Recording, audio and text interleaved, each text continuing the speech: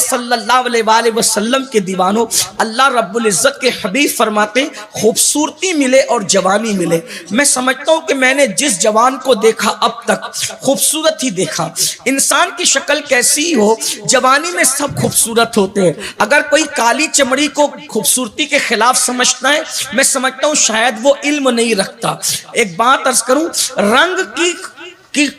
سفید اور کالی چمڑی خوبصورتی اور بدصورتی کی دلیل نہیں ہوتی۔ خوبصورتی ایک مکمل عنوان ہے، ایک مکمل ٹاپک ہے اور اس کے مکمل تقاضے ہیں۔ ناک، آنکھ اور رخسار اور پھر ساری چیزیں ایک اپنی جگہ ہے۔ ایک بات عرض کروں، قدرت نے انسان کو جو اعضاء دیے، اسی نہج پر قدرت نے کچھ پھول بھی پیدا کیے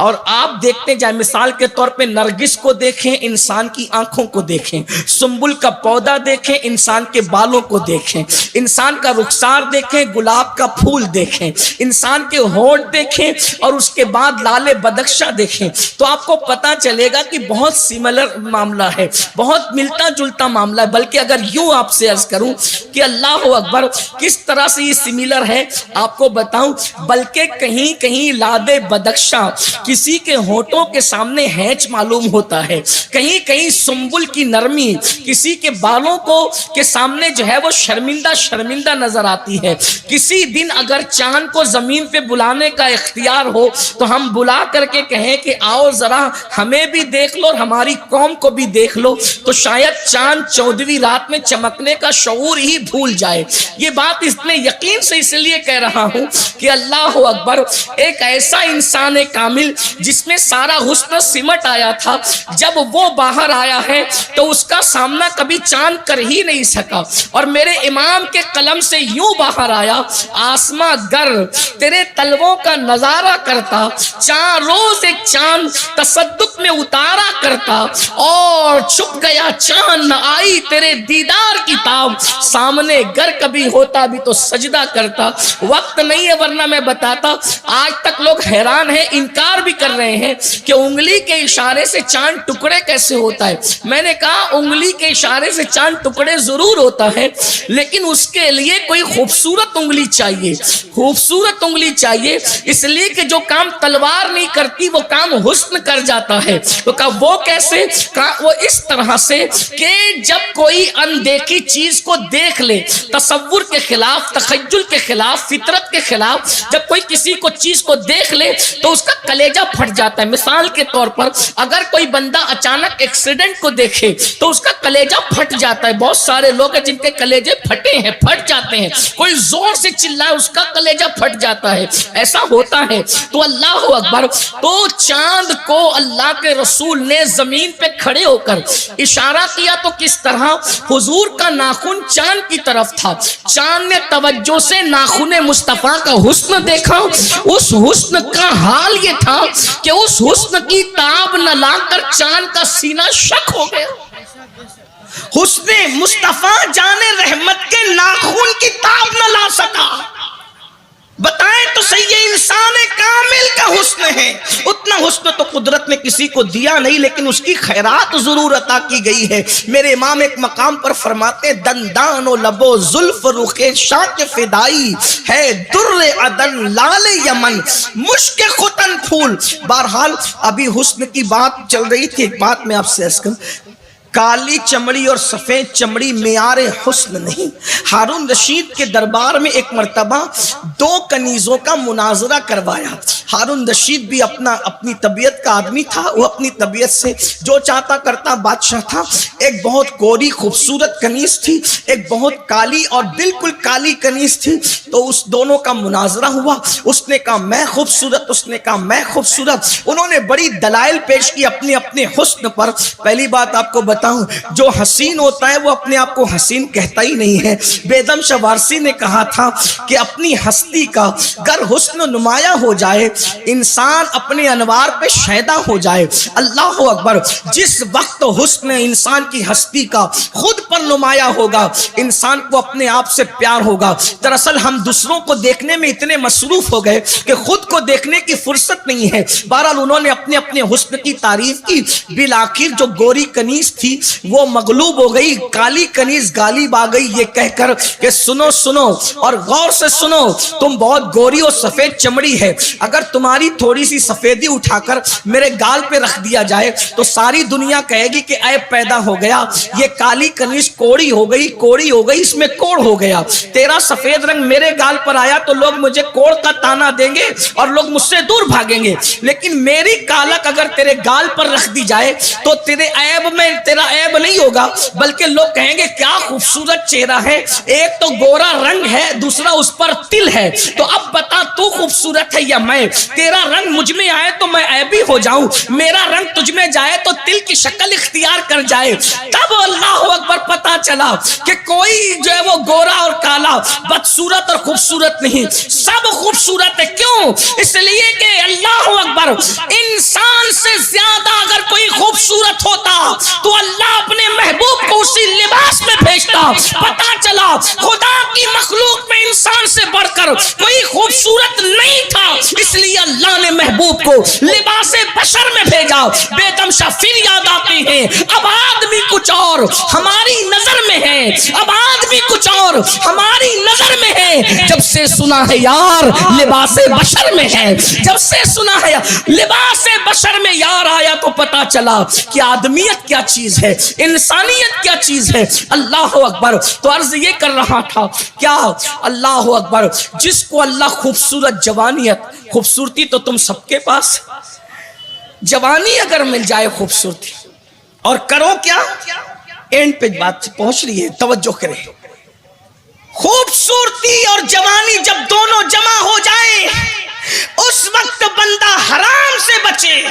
حرام سے، تو اللہ اس بندے کا ذکر فرشتوں کے درمیان کرتا ہے، اور فرشتوں پہ اس جوان کا ذکر فرشتوں کے درمیان کر کے فخر کرتا ہے، فخر، اور اللہ فرماتا ہے میں نے حسن بھی دیا، جوانی بھی دی، پھر بھی یہ حرام سے بچ رہا ہے۔ اے میرے فرشتوں، اگر میرا حقیقی بندہ دیکھنا ہے تو میرے اس بندے کو دیکھ لو، یہ میرا حقیقی بندہ ہے۔ اور ایک مقام پر اللہ کے رسول علیہ السلام فرماتے، آقا کریم فرماتے کہ جو جوانی میں عبادت کرے، جو جوانی میں عبادت کرے وہ اللہ کے نزدیک بعض فرشتوں سے افضل ہو جاتا ہے۔ جوانی کی عبادت بعض فرشتوں سے افضل کر دیتی انسان کو۔ ایک مقام پر اور ارشاد فرمایا، اب اس کو سن لے اور بات اینڈ کی طرف جاتی ہے۔ اللہ کے رسول علیہ السلام فرماتے ہیں، اے جوانوں، کاش کہ موبائل کو ضرورت کے مطابق استعمال کرو۔ موبائل کے اندر واٹس ایپ تو بہت دیکھا، کبھی قرآن پڑھنے کے بھی عادی بنو۔ جوانی جانے والی، چلی جائے گی، جوانی جانے والی ہے، چلی جائے گی، ختم ہو جائے گی جوانی، بہت جلد رو گے، پچھتاؤ گے، پچھتانا کام نہیں آئے گا۔ خدا کے لیے آج احساس کر لو، احتساب کر لو۔ اللہ اکبر، اللہ اکبر۔ فرمایا جو جوان صبح کے وقت، جو جوان صبح کے وقت عبادت کرتا ہے، صبح سے مراد فجر لے لے، فجر کا وقت، کیونکہ صبح کی عبادت تو فجر ہی۔ اللہ کے رسول علیہ السلام فرماتے جو جوان صبح کے وقت عبادت کرتا ہے اس جوان کو بوڑھوں پر ایسی فضیلت ہے جیسے مرسلین کو عوام پر فضیلت دی گئی۔ مرسلین مطلب رسولوں کو جیسے پبلک پر فضیلت ہے، صبح کی عبادت کرنے والے جوانوں کو اللہ نے بوڑھوں پر ایسی فضیلت عطا فرمائی ہے۔ اللہ کو جوانی پسند، جوانی کی عبادت پسند، اس لیے اللہ نے جوانی دی ہے۔ اس کو نکڑوں پہ بیٹھ کے، ہوٹلوں پہ بیٹھ کے، گھوم پھر کر، موبائل میں، فیس بک پر، یوٹیوب پر کسی کی ناجائز دوستی میں، حرام دوستی میں ضائع مت کیجیے۔ اس کو عبادت میں، ورنہ مرنے کے بعد روایتوں میں آتا ہے کہ بندہ اللہ سے عرض کرے گا مولا صرف 2 رکعت نماز پڑھنے کی اجازت دے دے، میں دنیا میں جا کے 2 رکعت پڑھ لوں، تو ارشاد ہوگا بندے ہم نے تو پوری زندگی عبادت کے لیے دی تھی، تو نے عبادت کے لیے وقت نہیں نکالا، آج ہم گناہ کے لیے تو وقت نکال رہے، آؤ آخری بات سچی توبہ کر لو، وقت ضائع کیا تو اگر ہم بے عمل ہوتے، توجہ کرنا،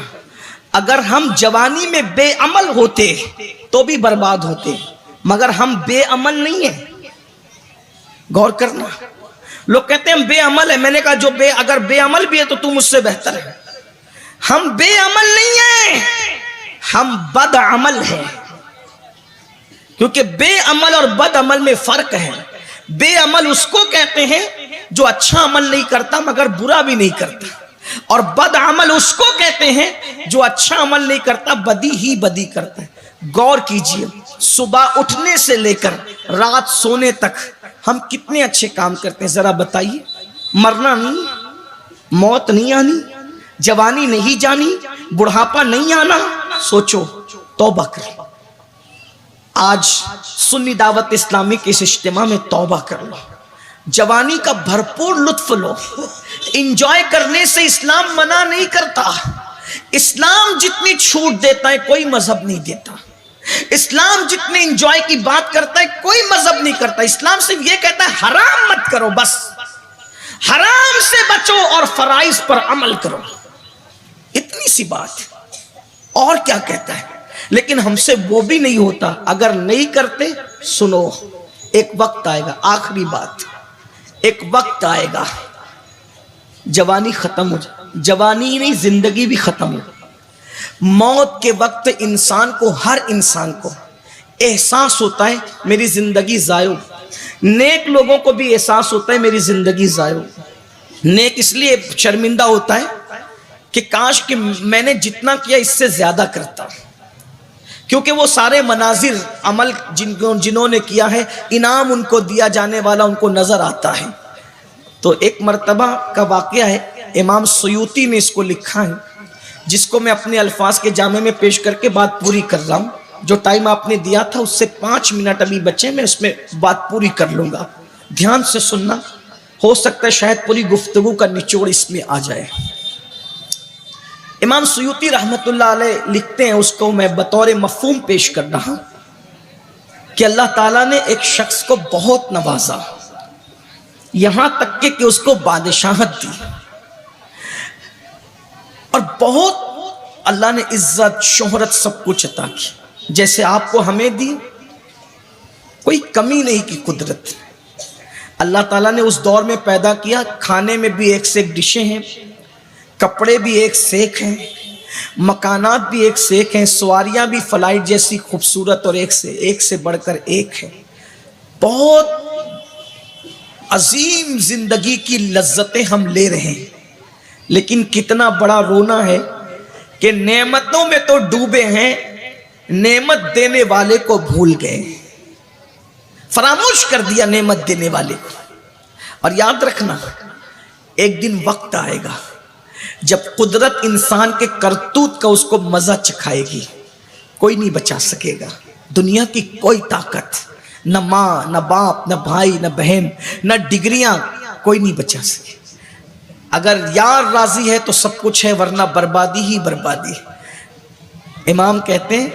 ان کو رحمائے تو آئے ورنہ وہ کڑی مار ہے کیا ہونا ہے، اوروں سے چھپ کے کیے جس کے گناہ وہ خبردار ہے کیا ہونا ہے، دور جانا ہے رہا دن تھوڑا کوش تیار ہے کیا ہونا ہے، کل وہاں دید کا دن اور یہاں آنکھ بیکار ہے کیا ہونا ہے۔ موت کے وقت احساس ہوتا ہے اے میری دکان، اے میرے مکان، اے میرے بچوں، اے میری بیوی، اے میرے دوستوں، دل ہمیں تم سے لگانا ہی نہ تھا، دل ہمیں تم سے لگانا ہی نہ تھا، اب سفر بار ہے کیا ہونا ہے، دور جانا ہے رہا دن تھوڑا کوش تیار ہے کیا ہونا ہے۔ اللہ